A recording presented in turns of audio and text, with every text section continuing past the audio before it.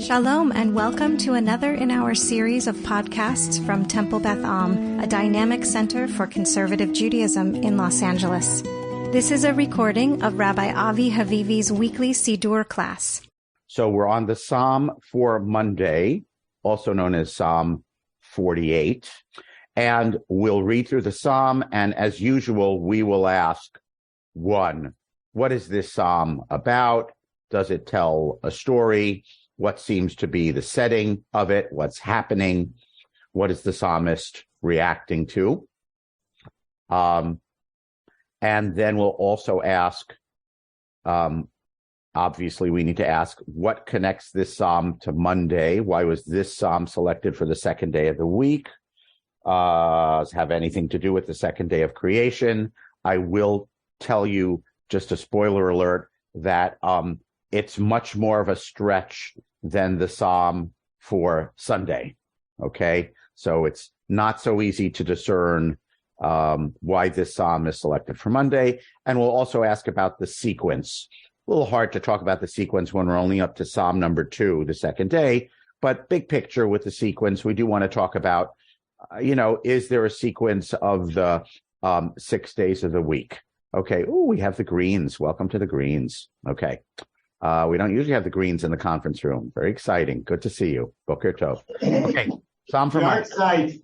Yard site. Yard site. Yard site for my mom.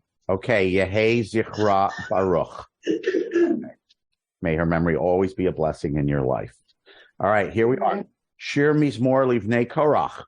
A psalm by the sons of Korach. Now, this might surprise some of you, this superscription. Wasn't Korach a bad guy who got swallowed up by the earth? Well, that's true. On the other hand, we know from a genealogy in the book of Bamidbar Numbers, it says, in the genealogy of the Levites, it says, Uvnei Korach lo metu. Korach's sons or children did not die, meaning just because Korach and his group were killed. Apparently, this did not include his sons. And this is important because we actually know that the Korachites, or the Korach clan, was a division of Levites during First Temple times. We know that from other genealogies. And they apparently were a group of Levite singers. And, of course, some secular Bible scholars, not traditional readers, but secular Bible scholars say that the Korach rebellion story, we know from, if you read through, the books of Samuel and Kings, we know that there were various rivalries among different priestly and Levitic lineages in ancient Israel and in ancient Jerusalem. We read about these rivalries and conflicts. One lineage which was in charge, was replaced by another lineage, which was in charge. We only have, tantalizing glimpses into these things, which must have been really interesting at the time. But secular Bible scholars, many of them would say that actually the story of the Korach rebellion in the book of Bamidbar Numbers is a narrator's attempt to retroject a story about Levitic conflict among clans within Levi into ancient times in the desert. Okay, that's all I'll say about that, because that's not what the psalm is about. So it's apparently by the Korachites. Gadol Hashem umulal ma'od b'ir Eloheinu har kodsho.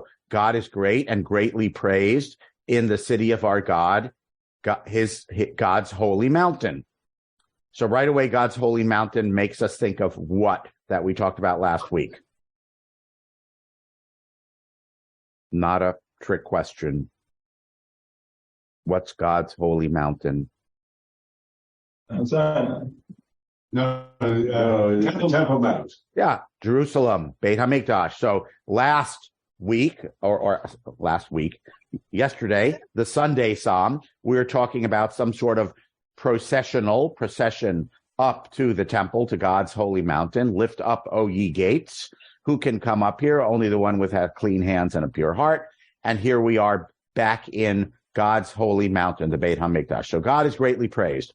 Yefei Nof, Mesos Kol Haaretz, Har Tzion, Yarketei Tzafon, Kiryat Melech Rav. It is beautiful. The joy of the whole earth is Mount Zion. Something about the north, and the commentators argue a lot about what's the north. Is it because the Temple Mount is on the northern edge of the ancient city of Jerusalem, meaning it is north of the city of David. So there's a whole argument among the traditional commentators about what about it is north. We're not going to get into that all that much. And it is the city of the great king. Who is the great king? We assume it's Hashem, although it could also be a Davidic king. All right. Here, our translator, notice, has city of the great sovereign and has decided to capitalize the S, meaning our translator has voted for the great king is Hashem rather than a human king. Okay. So this beautiful, magnificent, so the city of our God, the holy mountain, is beautiful. Okay. And the joy of the whole earth. So we're praising, we're making a statement, praising Jerusalem. And one more statement of praise. Elohim be'armenoteha noda lemiskav. Okay. God is known in her castles. Well, Armon would be modern Israeli for castle. Citadels, is known to be mighty. And we have refuge. Okay. So we've just described Jerusalem. It's the home of the holy mountain.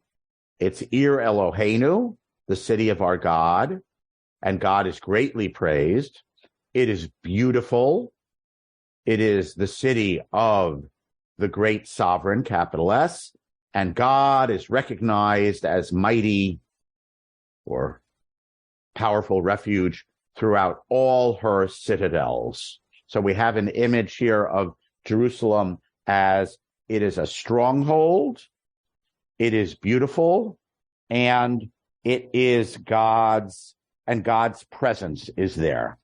Okay, that's part one of the psalm. I'll pause for question, comment, thought. Anything strike you and anything strike your fancy that you want to say anything about or ask anything about?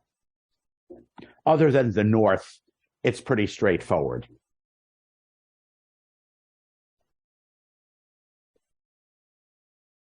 Okay, onwards to part two. So part one is...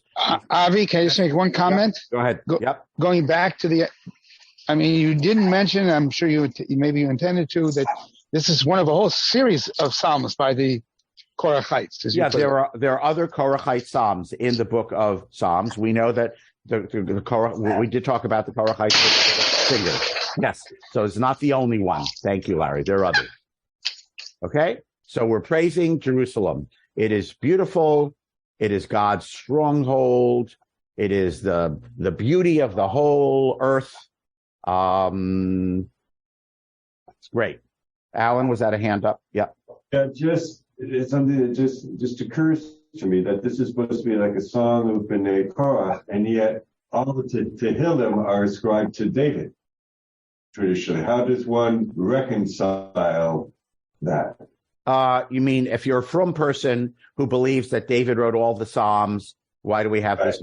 I don't know the answer to that. I'm not sure all frum people believe that. There are various Psalms with superscriptions that they were by people other than David. So we could be semi-frum and say David collected everything into the book of Psalms. How about that? Yeah, collected it, but I think it's actually like traditionally how Shlomo is, with Psalm is, with the three books, with the... All right, how about this? How about David composed this to be sung by the Korachite Levites? I think that's from enough. Okay.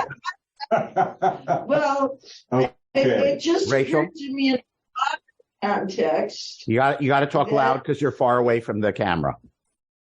Okay. Yeah. Where's the camera? Up there on the wall. Okay. I see it right underneath the screen. In a modern context, someone would write the lyrics and someone else would write the music. Okay, But nice. I appreciate.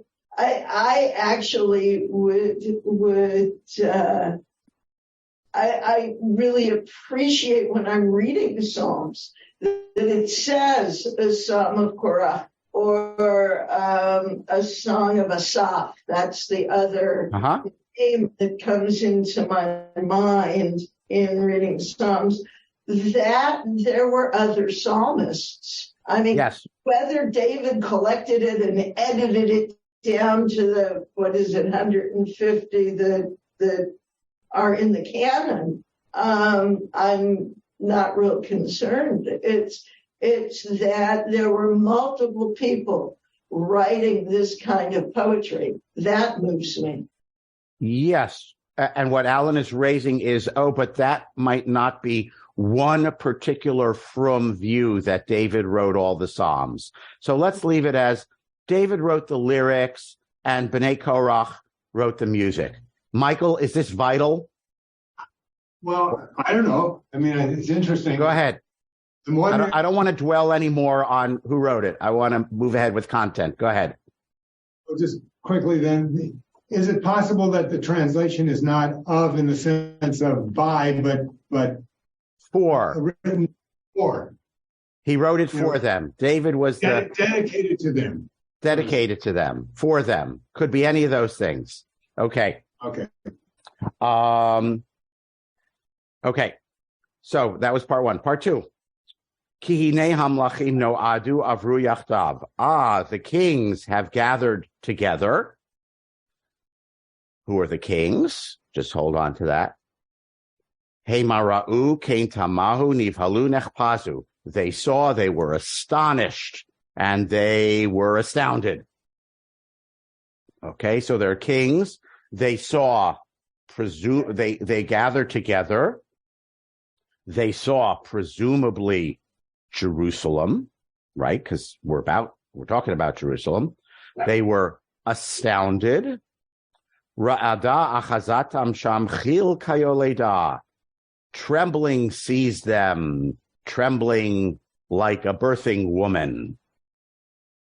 Beruach Kadim Tishaber Oniot Tarshish, and a mighty east wind shattered the Tarshish boats. Tarshish boats seems to be some type of boats. They might be big boats, strong boats, but apparently boats were manufactured or came from Tarshish, and it's a type of boat. So they gathered together. They were astounded. They were afraid. The east wind shattered the boats, presumably their boats.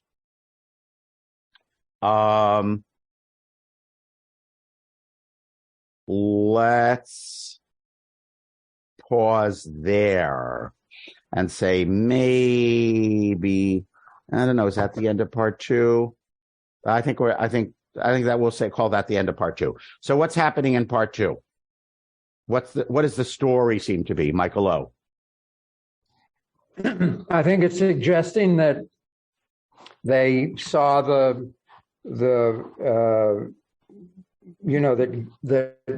Jerusalem was God's stronghold in a sense, and that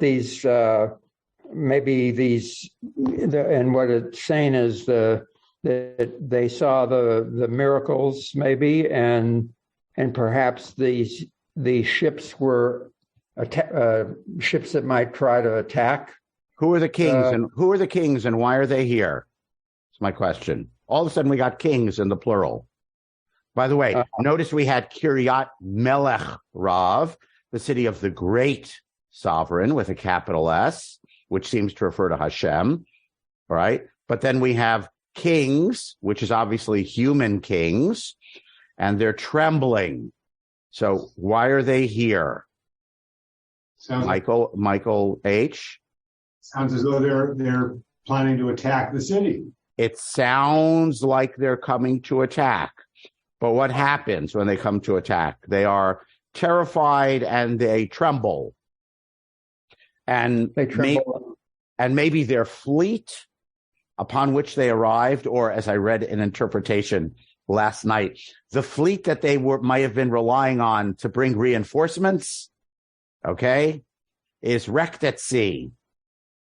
Right? So they're kings. It doesn't sound like they're coming to a conference,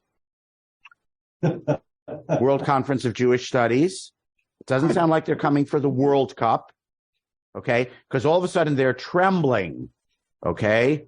We would call it crying when they the idiom is trembling like a birthing woman. We would say crying like a baby, okay? They're struck with fear and trembling. They're crying like a baby. The fleet is wrecked. Michael H., you want to say something more about that? Yeah, the English translation, it doesn't make it sound it sounds metaphoric, not literal. It's not that the fleet was wrecked, it's that they were shattered as a fleet would be by. Oh, okay. That's nice. That's a nice English one to try to, because our translator is saying, what fleet? What are you talking about? Okay. It doesn't say that in Hebrew. It doesn't say, Tisha B'Reim Ke'oniot Tarshish. You smashed them like a fleet. Okay. So they're kings. They're gathering together. I like conspired in advance. That's very imaginative English. It's not exactly the it's sort of like that. Noadu means sort of they met together, and avru yachdav could mean they moved forward together. So this is an alliance of kings, and apparently they are coming to attack Jerusalem. But Jerusalem they get there, and Jerusalem is somehow they are affrighted. Okay, doesn't exactly say why. It could be because it's such a stronghold, because it's the city of God. It doesn't exactly say what happens. It doesn't say they did battle and they were defeated, but they come against Jerusalem. They're struck with terror, and we assume they go away. They flee. Nivhalu nechpazu. They flee in fright. So, scene 1, we have magnificent, beautiful city of Jerusalem. Scene 2, we have perhaps kings coming to attack Jerusalem, but they fail. Everyone with me? Question, comment, thought? Anything else you want to add in there before we go on? By the way, some of the commentators, both traditional or modern, try to say what might have been the real life, actual historical setting of such a composition. And one of the common answers that's given is the Assyrians with an A, which has nothing to do with Syrians.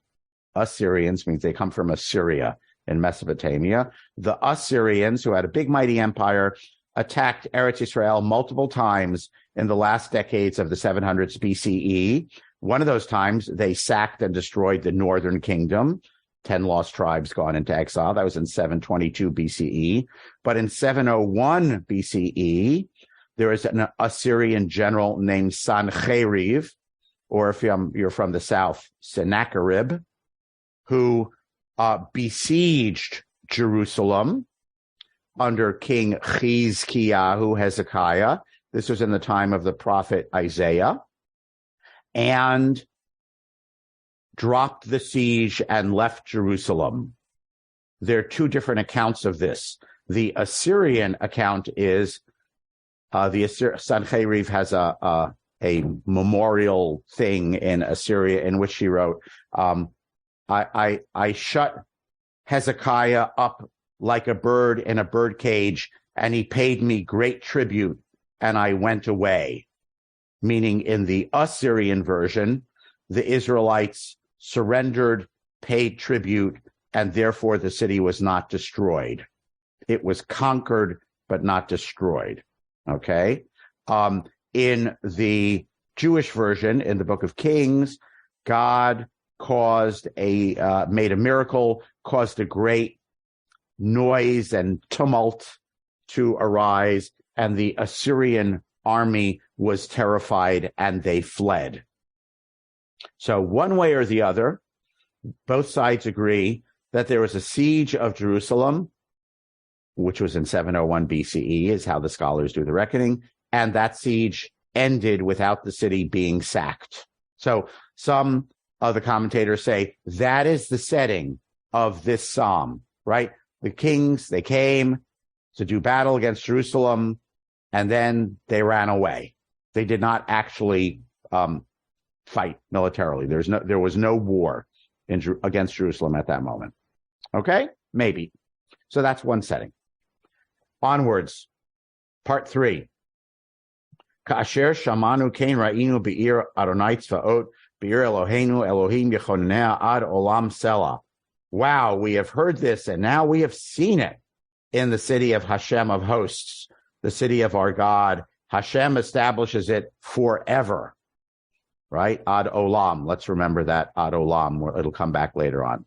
So who is saying this now? I guess people, Israelites in the city or Israelites outside of the city, who are saying something like, wow, we had heard that Jerusalem was God's city, magnificent and, in parentheses, impregnable, but now we have seen it for our own eyes. Hashem has established this city forever.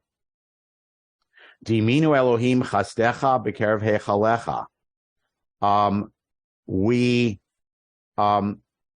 meditate on your kindness. That's just lovely. We think about, we imagine, we have a vision of your chesed, your loyalty, God, here, right in the midst of your temple. So again, we're in the temple and we see how loyal and faithful you are. What is the evidence of the chesed? That the kings got terrified and ran away. Okay? The evidence of the chesed is the kings came against the city, but they did not succeed in conquering it.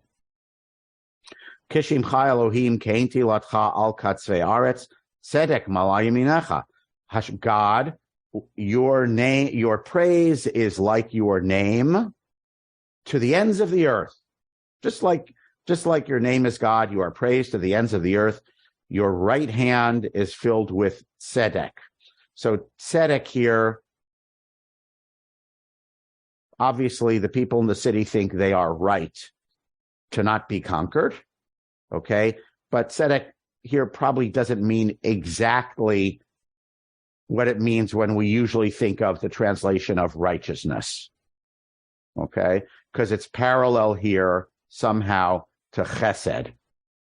So God's chesed, loyalty, faithfulness, is seen or is evident in the midst of your temple, and your name, evidenced by your tzedek, goes to the ends of the earth, right? So we have here and everywhere, right? We have kind of an opposition between here and everywhere. Just like in the last sentence, we said we heard it. Heard it implies as past, right? But it's established forever. So in the previous sentence, we had the opposition of the past and future, and here we have the opposition of here and everywhere, right? We have a sense of we're trying to describe God as powerful then and forever. God is powerful or faithful or loyal here and to the ends of the earth. Okay, so what happened, presumably the defeat of the kings, again, not defeat in battle, but they fled in terror, is interpreted as evidence of God's chesed and tzedek. That's how I read that flow. Question, comment? And so, part 4, what do you think we ought to do at this moment? The kings have fled. This proves that God is great. So what do you think we're going to do? Rejoice. Have a party. Okay. I have a vision of, there's some scene in one of the Matrix movies where in Zion, the underground city, there's like some giant party with everyone dancing, right? So we're going to rejoice. Yismach Har Tzion Tagelna Benot Yehuda Lama'an Mishpatecha. May Mount Zion rejoice. Benot Yehuda probably does not mean daughters of Judah. It probably means towns, right? Or villages of Judea. So let Yerushalayim rejoice. Let the towns of Judea rejoice. Why? Lema'an mishpatecha. Because God of your mishpatim. How do we translate this here? Judgments, which is a nice, simple translation. By the way, so in terms of things that God does or qualities of God, I just want to point out here, we do not have anything. Presumably they ran away because they were terrified, because they see the beauty and impregnability of Jerusalem, God's holy city. But there's nothing here about God actually fighting, I guess, other than the fierce east wind smashing the Tarshish fleet. Okay, but there's nothing about God striding forward. You know, we have all sorts of images of God as warrior in lots of places in the Bible and in Tehillim. But the qualities that of which God is spoken here in this psalm are not warrior.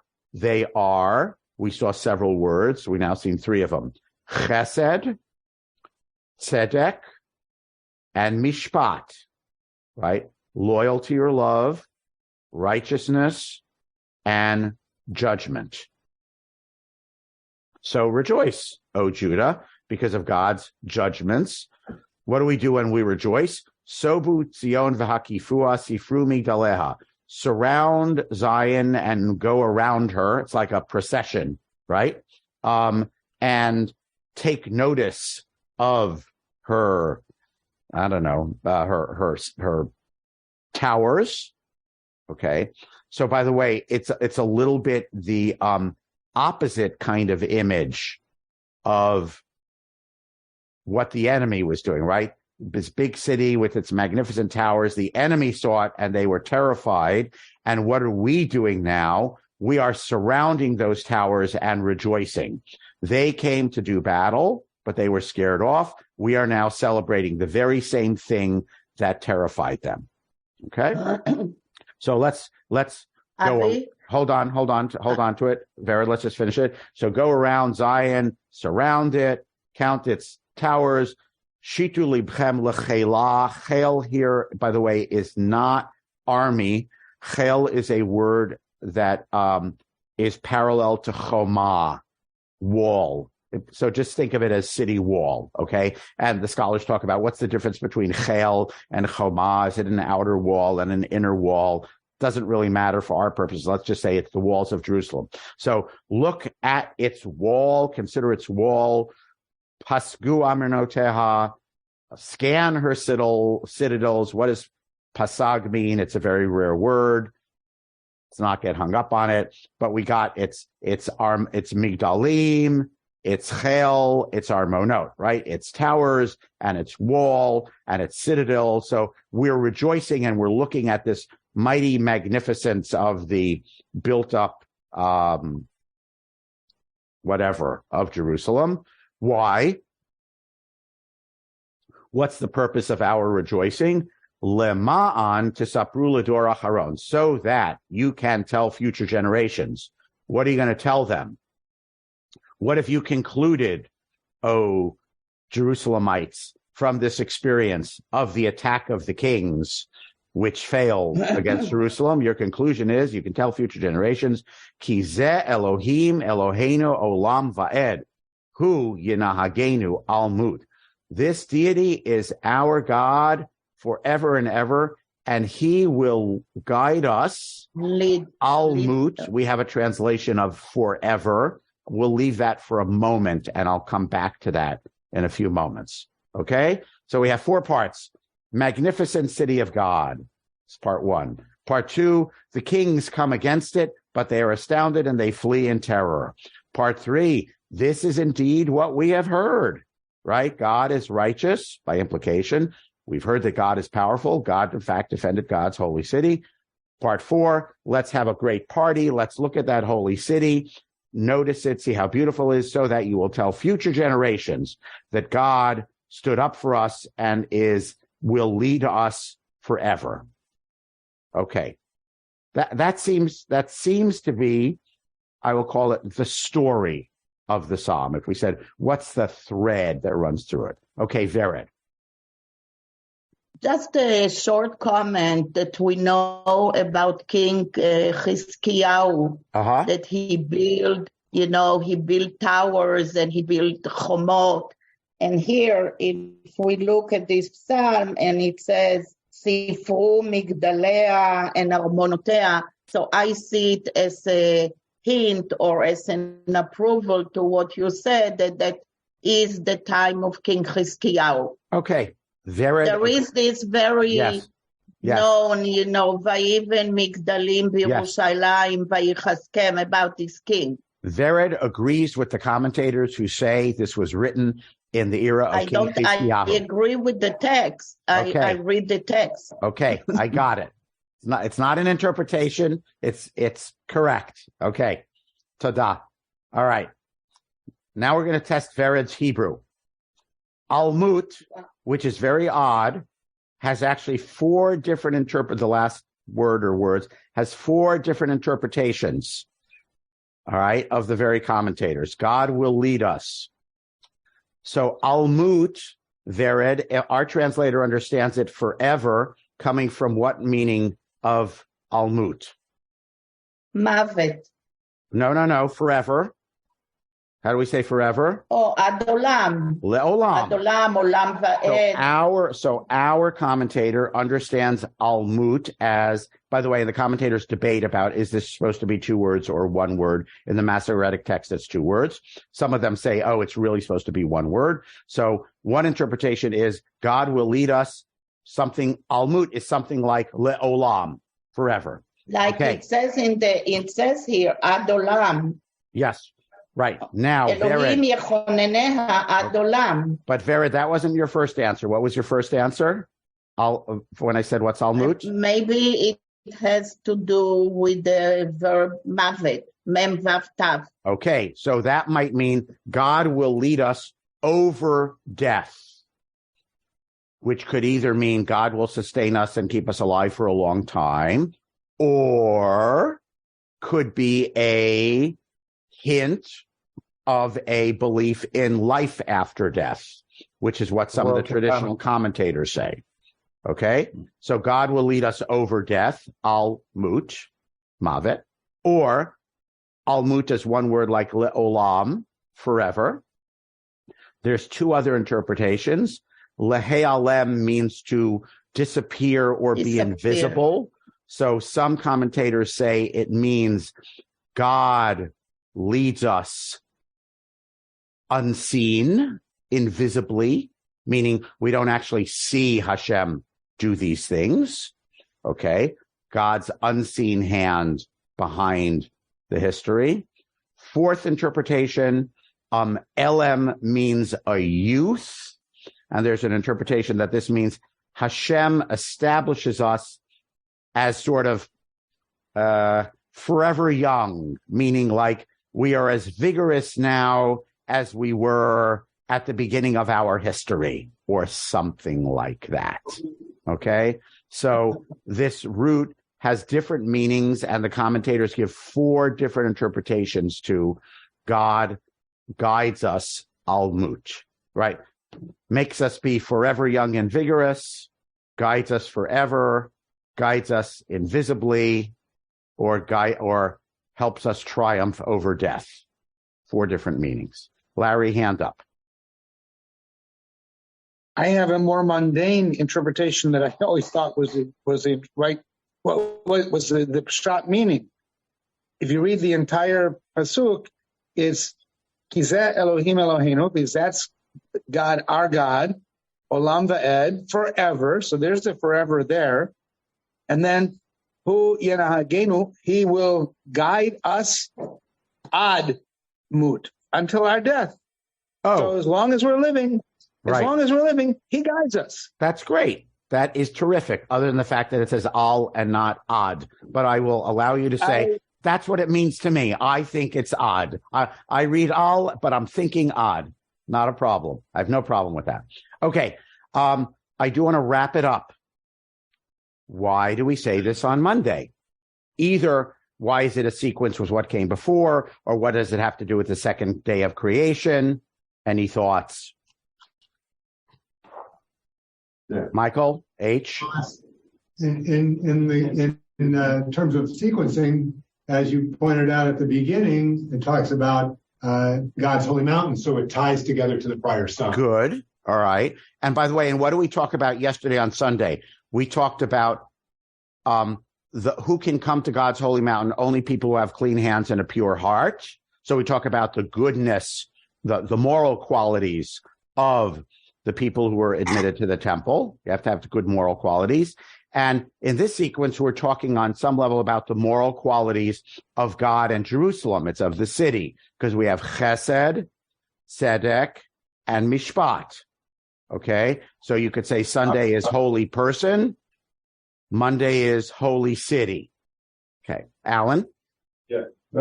This whole prayer seems to focus, this whole psalm seems to focus on Jerusalem. Yes. It seems to be, yes. It seems to it's Jerusalem. And how could that relate to creation in some way? But I think about Yerushalayim Shel Mala and Yerushalayim Shel Mata, and kind of like how the waters were separated. So you have an upper and a lower, you have an upper Jerusalem and a lower Jerusalem that's taking place. Good thought. So actually, some of the commentators on the Mishnah and Talmud, which talk about each psalm selected for each day, go in that direction, Alan. They say Rashi says, waters were divided. There's a rakia. And then where does God go? In a superficial rabbinic imagination, where does God go? Where is God? Not a trick question. The rabbinic imagination, where is God? Pardon? Above and below. No, God is not below. God is up there. God is in the heavens. Okay? Right? So and it's something like, you can either see it, two different commentators spin it differently. One is God rules in the heavens, just as God rules Jerusalem. It's kind of a macro and a micro. Or another commentator says, the Tiferet Israel says, don't think that because God divided the waters and then went to sit on God's throne in heaven, that God is absent and doesn't care about Jerusalem. Even though God is up there, God also acts to defend the holy city, right? So it's either a macro and a micro, as Alan suggests. You didn't say macro and micro. That's what I'm heavenly and earthly, or opposition between the two, right? So it's either comparison between the two or opposition between the two. Don't think that God is only in heaven and and that Elvis has left the building. Okay? No. Elvis is in the building. God is here in Jerusalem also. This is holy city. Don't think that God only sits in heaven.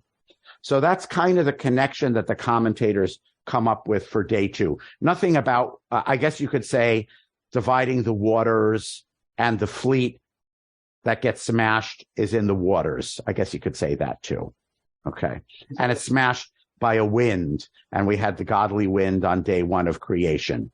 And then we have the waters divided in day 2. And between the wind and the waters, it smashes the fleet. I guess you could add that also.